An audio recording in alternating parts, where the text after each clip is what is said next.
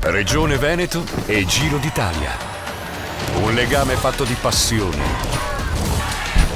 fatica e successi.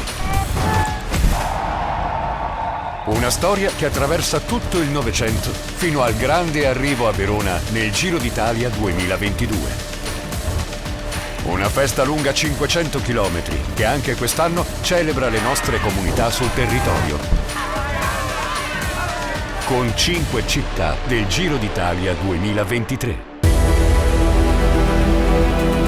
Attraversiamo la stupenda pianura veneta fino al mare, incontrando Caorle, città millenaria che si affaccia sulla laguna, chiamata la Piccola Venezia.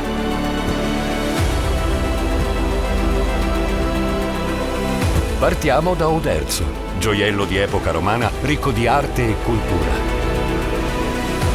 Percorriamo la Val di Zoldo e raggiungiamo Palafavera, all'ombra del Monte Pelmo, il trono degli dei, e del Monte Civetta. Lasciamo Longarone, città rinata con orgoglio dopo il disastro del Vajont, per risalire allo storico Passo Giau. Ma la nostra tappa finale è il rifugio Auronzo, al cospetto del simbolo delle Dolomiti, le 3 cime di Lavaredo. Il Veneto si conferma ancora una volta protagonista del grande ciclismo.